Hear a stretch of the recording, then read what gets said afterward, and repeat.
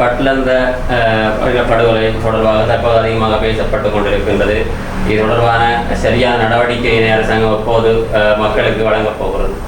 கண்டிப்பாக பட்டலந்தை வதமுகாம் என்றது நேற்று நடக்கவில்லை. இது முன்னைய எமது அரசாங்கங்கள் அன்றைய காலத்தில் போராட்டம் நடைபெற்ற காலத்தில் நடைபெற்று கொண்டிருந்த போது எமது அரசாங்கம் அன்று இல்லை.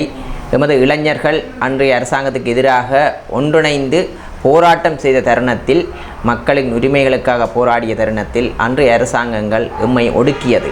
ஏனென்றால் உரிமைகளுக்காக குரல் எடுப்பவர்கள் தமது அதிகார வர்க்கத்துக்கு பாதிப்பு ஏற்படும் போது, முதலாளித்துவ வர்க்கத்துக்கு பாதிப்பு ஏற்படும் போது சாதாரண மக்களை சிறையில் அடைத்து அநியான முறையில் அன்றைய ரணில் அரசாங்கம், ரணில் விக்ரமசிங்க அதுக்கு தலைமை தாங்கியிருந்தார் என்பதில் அந்த இன்றைய அறிய கிடைக்கிறது. அந்த அன்றைய காலத்தில் அதற்கான விசாரணை ஒன்று நடைபெற்றது. அதை மூடி மறைக்கும் விதமாக அன்றைய அரசாங்கத்திற்கு போது செயற்பட்டது. இன்று அது ரணில் விக்ரமசிங்கவின் ஊடகத்தில் கேள்வி கேட்ட தருணத்தில் இது ஒரு பூதாகரமான பிரச்சனையாகி இன்று பாராளுமன்றத்தில் நம்பிக்கையில்லா பிரச்சனை கொண்டு வந்து பாராளுமன்றத்தின் ஊடாக இதற்கான தீர்வை பெற்றுக் கொடுப்பதற்கு வெகு சீக்கிரம் இருக்கிறோம். ஏனென்றால் இலங்கையில் எங்கு பார்த்தாலும் மனித புதைகுழிகள் தான் இருக்கின்றன. ஏனென்றால் முன்னைய அரசாங்கங்கள் மக்களை பிரித்தாண்டு தாங்கள் விளையாடினர். வடமாகாணத்திலும் பல மனித புதைகுழிகள் இருக்கிறது. வடமாகாணத்திலும் ஆயுத போராட்டத்துக்கு தள்ளுவதற்கு காரணமே இந்த ரணில் விக்ரமசிங்க தான். யாழ்ப்பாண மக்கள், தமிழ் மக்களும் ஆயுத போராட்டத்தில் ஈடுபட்டிருக்கிறார்கள் என்ற வகையில் ஏன் அவர்கள் ஆயுதம் தூக்குவதற்கு தள்ளப்பட்டார்கள்?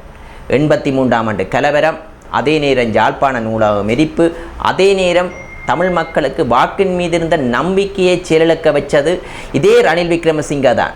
ரணில் விக்ரமசிங்க மாவட்ட அபிவிருத்தி தேர்தல் மூட்டம் வாக்குப்பெட்டிகளை திருடியது நிமித்தமாக அதன் மீது தமிழ் மக்களுக்கு வாக்கின் மீது இந்த நம்பிக்கையை செயலிழக்க வைத்து யாழ்ப்பாண நூலகத்தையும் எரித்ததன் நிமித்தமாக தமிழ் இளைஞர்கள் ஆயுத முனைக்கு தள்ளப்பட்டார்கள்.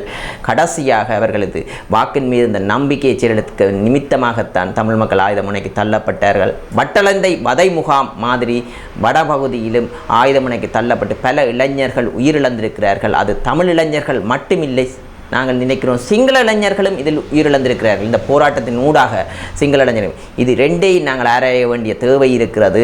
பட்டலந்தை வதை முகாம் மட்டுமில்லை, நான் பாராளுமன்றத்தில் கூறியிருக்கிறேன், யாழ்ப்பாண நூலகம் எரிப்பிற்கான நீதியான விசாரணை ஒன்று பெற்றுக் கொடுக்க வேண்டிய தடப்பாடு இருக்கிறது. யாழ்ப்பாண நூலகம் எரிப்பின் நிமித்தமாகத்தான் தமிழ் மக்கள் பாரியளவு ஆயுத போராட்டத்துக்கு தள்ளப்பட்டார்கள். அவர்களது இதயத்தையே ரணில் விக்ரமசிங்க எழுதியிருக்கிறார். அன்றைய காலத்தில் கல்வி அமைச்சராக இருந்தார். யாழ்ப்பாணத்தில் நின்றதாகவும் தகவல்கள் இருக்கிறது. இதற்கான பூரண விசாரணை ஒன்று எதிர்வரும் காலத்தில் பாராளுமன்றத்தின் ஊடாக நம்பிக்கையில் பிரணை ஒன்று கொண்டு வந்து அதற்கான விசாரணையை பெற்றுக் கொடுப்பதற்கு நாங்கள் தீர்மானித்துள்ளோம். பல கட்சிகளுடைய வேட்புமனுக்கள் நிராகரிக்கப்பட்டுள்ளதாக நீதிமன்றம் போவதாக சில கட்சி தலைவர்கள் கூறியிருக்கிறார்கள். தேர்தல்கள் எதிர்காலத்தில் நடைபெறாமல் பிற்போடுவதற்கு சந்தர்ப்பங்கள் சாத்தியம் இருக்கிறார். கண்டிப்பாக எம்மை பொறுத்த வரைக்கும் இன்று பூதாகரமாக இருக்கிறது. தேர்தல் வேட்புமனுக்கள் பலருக்கு நிராகரிக்கப்பட்டுள்ளதனால் குழம்பி போயிருக்கிறார்கள். எமது கட்சிக்கும் எமது அமைப்புக்கும் எமது தேர்தல் வேட்புமனுக்கள் நிராகரிக்கப்பட்டுள்ளன. 2 தொகுதிகளில், மதவாட்சி தொகுதிகளில் எமது தேர்தல் மனு நிராகரிக்கப்பட்டுள்ளது. ஒரு ஜேபியின் கையெழுத்து இல்லாமல். அதே நேரம் இன்னொரு தொகுதியிலும் இதே பிரச்சனை ஒன்று ஏற்பட்டுள்ளது. இது நாங்கள் சட்டத்தை சுயமாக இருக்கிறோம். தேர்தல் திணைக்களம் அதற்கான முடிவுகளை எடுக்கும். சட்டத்தை அவர்களுக்கு உரிமை ஒன்று, அவர்களுக்கு ஏதாவது அநீதி இழைக்கப்பட்டிருந்தால் சட்டத்தை நாடுவதற்கான பூரண உரிமை இருக்கிறது. தேர்தல்களை நடத்துவதோ இல்லையோ தேர்தல் திணைக்களம்தான் முடிவெடுக்க வேண்டும். தேர்தல்களில் எமது அரசாங்கம் தலை போடுவதில்லை.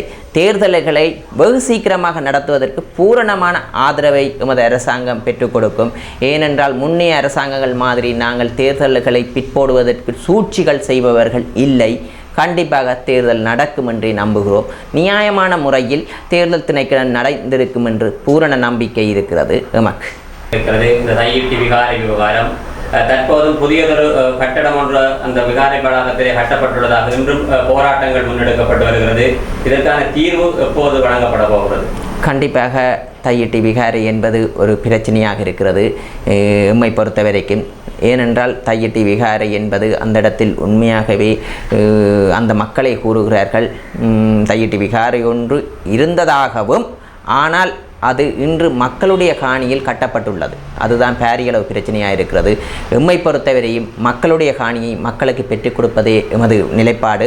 அதற்கான சட்ட நடவடிக்கைகள் எதிர்காலத்தில் பலப்படுத்தப்படும் போது சட்டம் ஒழுங்காக இயங்கும் பட்சத்தில் இதற்கான விசாரணைகள் சட்டத்திற்கூடாக நிலைநாட்டப்படும் என்று நாங்கள் நினைக்கின்றோம். எதிர்காலத்தில் சட்டத்தை சிறந்த முறையில் சுயமாக இயங்கப்படும் பட்சத்தில் இதற்கான நிலைகள் கண்டிப்பாக இருக்கும். மக்களுடைய காணிகளை மக்களுக்கே நாங்கள் வழங்குவோம்.